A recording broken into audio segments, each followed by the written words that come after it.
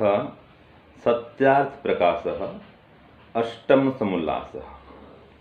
अब हमारा ये स्वाध्याय का क्रम आगे चलता है।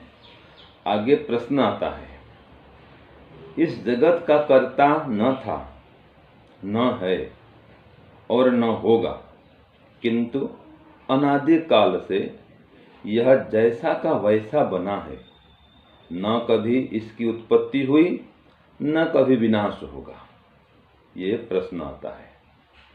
तो इसका उत्तर स्वामी दयानंद लिखते हैं, बिना कर्ता के कोई भी क्रिया व क्रियाजन्य पदार्थ नहीं बन सकता।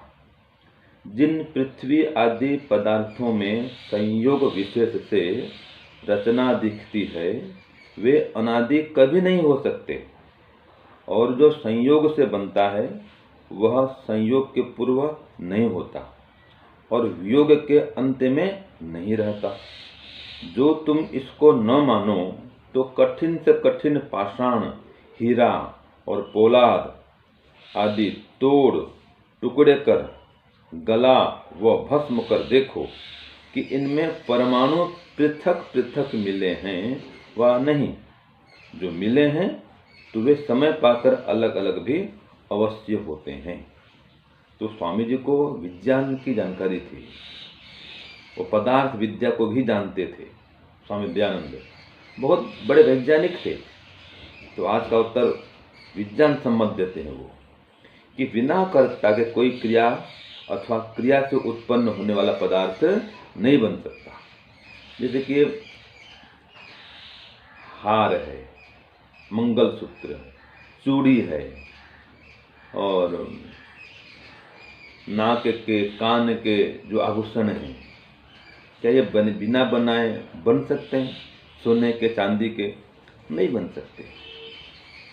तो जब ये पदार्थ नहीं बन सकते हैं, बिना बनाए आभूषण नहीं बन सकते, बिना बनाए घड़ा नहीं बन सकता, बिना बनाए मकान नहीं बन सकता, तो बिना किसी के बनाए संसार कैसे बन जाएगा? कोई चित्र भी बिना चित्रकार के नहीं बनता है। तो ये विचित्र संसार भी विचित्र परमात्मा के द्वारा ही निर्मित है। तो पृथ्वी आदि पदार्थों का संयोग इसमें विशेष रूप से देखा जाता है। एक सिस्टम से मिलाया गया है।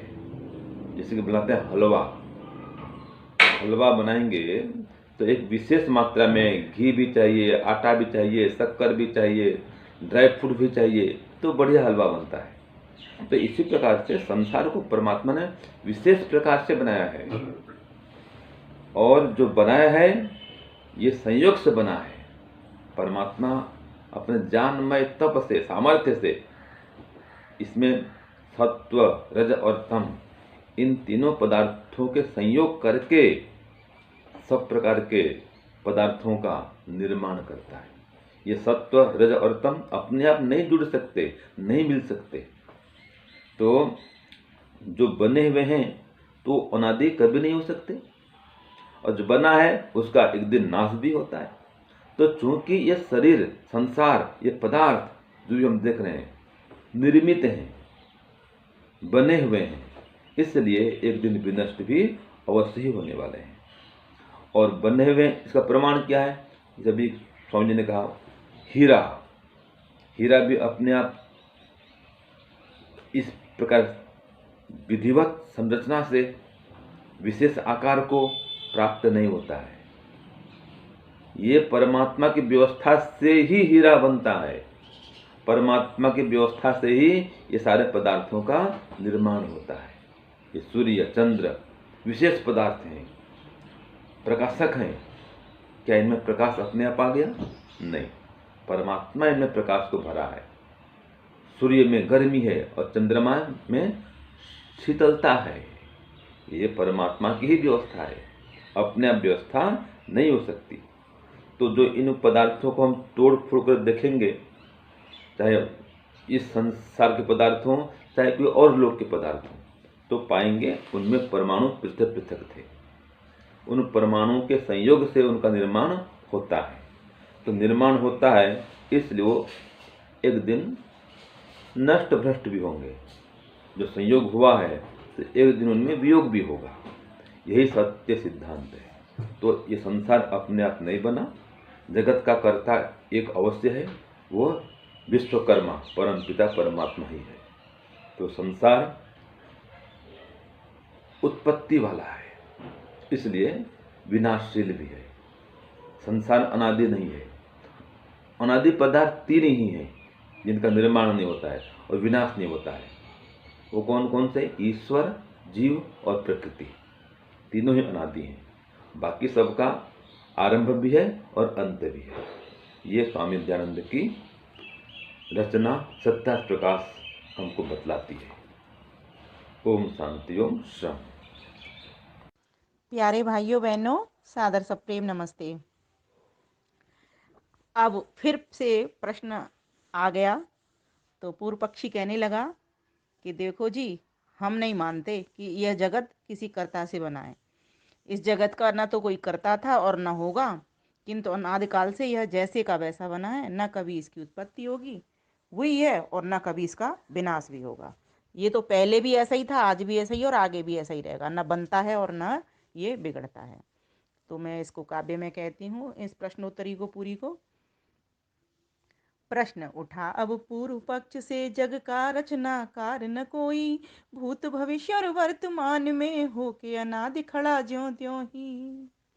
उत्तर देता है सिद्धांती, बिन कर्ता के कोई क्रिया और न बने पदार्थ क्रियाजन, जैसी रचना दिखे विशेष जग, संयोग वियोग से अनादि तत्व नहीं, संयोग वियोग से अनादि तत्व नहीं।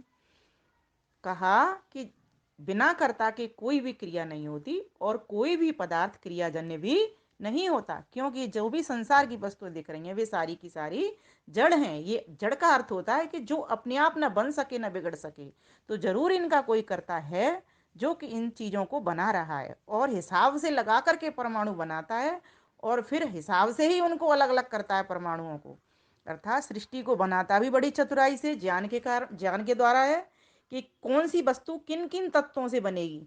जैसे हम लोग अगर मिट्टी के खिलौने बनाने लगे, है ना, या फिर कागज के बनाएं, तो हमें हिसाब से लगाना पड़ेगा कि कौन कौन सा कागज चाहिए, किस किस तरह की चीजें चाहिए, जो वो सामान इकट्ठा करना पड़ता है कभी बनाने के लिए किसी सामान को।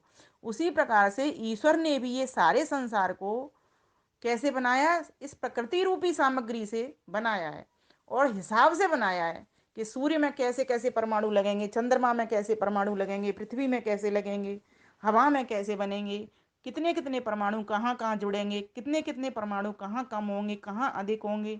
यह सब परमेश्वर ने एक विशेष रचना संसार की जो बनाई है, बहुत बुद्धिपूर्वक बनाई है। और जो चीज बनती है वो बिगड़ती भी है तो नियम की बात है। अगर कोई हम भी सामान बनाते हैं तो वो बिगड़ता भी है ना। और रॉ मटेरियल से सामान बनाते हैं, बिगड़े हुए सामान को हम बना भी सकते हैं और फिर बिगाड़ भी सकते हैं। तो इसी प्रकार से ईश्वर ने भी इस संसार को बनाया भी है और बिगाड़ा भी है, बिगाड़ता भी है। वो हमेशा से बना हुआ ये संसार नहीं है। बिन कर्ता के कोई क्रिया और न बने पदार्थ क्रियाजन, जैसी रचना दिखे विशेष जग, संयोग वियोग से अनादि तत्व नहीं। अनादि तो केवल तीन तत्व हैं, जिनके तीन न होते कारण। देखो, हम कैसे पहचानते हैं कि तीन तत्व अनादि कारण हैं, ईश्वर, जीव और प्रकृति, कि उनके कोई कारण नहीं है तीनों। न तो उनका कोई उपादान कारण है, न तो ईश्वर किसी ने बनाया, न प्रकृति किसी ने बनाई, न आत्मा किसी ने बनाई, जीवात्मा। ठीक है, तो इनका ना तो कोई निमित्त कारण करता है, और दूसरी बात, न इनका कोई उपादान कारण है, किसी मटेरियल से बने हो ऐसा भी नहीं है। ये तो स्वयं ही, प्रकृति तो स्वयं ही मटेरियल है, जो सबसे सूक्ष्म कारण है संसार के पदार्थों का। और ईश्वर और जीवात्मा ये सो निराकार सत्ता है, इनका कोई निर्माता है नहीं, ये तो हमेशा से हैं। तो इनके और कोई साधारण कारण की इनको आवश्यकता नहीं है। तो ये तीनों के तीनों पदार्थ के कोई कारण नहीं है, क्योंकि इन तीन कारणों से सिद्ध हो जाती है। लेकिन संसार की जितनी भी वस्तुएं हैं उनके ये तीन कारण हैं। जो भी पदार्थ बने इनका कर्ता भी है, ठीक है, और इनके कर्ता के साथ साथ जिसके लिए बना है वो जीवात्माएं भी हैं। और तीसरा कारण, साधारण कारण, दिशा काल आकाश, इनके सहारे से बना है, तो ये भी है। तो ये सब पता चल रहा है हमको। तो कहा, जो संयोग से बने वस्तु उसका वियोग भी होता है, जो संयोग से बने वस्तु उसका वियोग भी होता है। हीरा पत्थर और फौलाद को देखो, तोड़ गला क्या जोता है। सब में परमाणु पृथक पृथक खुलते हैं और जुड़ते भी बुद्ध से। वैदिक ये वे जान जान लो, सोचो समझो देखो युक्ति से। सोचो समझो देखो युक्ति से। जो वस्तु बनती है वो बिगड़ती भी है और फिर दोबारा से बन जाती है। अब जैसे एक सुनार है, वो कुछ सोने का आभूषण बनाए तो क्या करता है, वो सोने को गलाता है, गला करके आभूषण बनाता है, और फिर उन आभूषणों को फिर से गला करके फिर कोई नए आभूषण बना देता है। लेकिन पहले गलाता है, उनके परमाणुओं को अलग करता है ना वो, उसके बाद में खूब पीटेगा ठोकेगा, उसके बाद फिर नया आभूषण बनाएगा। परमात्मा भी ठीक ऐसे ही कर रहा है। सारे संसार को बनाने के लिए वो इसी तरीके से सारे प्रकृति के परमाणुओं को खूब बढ़ाता है, वो विस्तार करता है उसका, उसी से तो संसार को बनाता है, विकृति में लाता है। ये तो साम्यावस्था में रहते हैं प्रकृति के तीनों तत्व।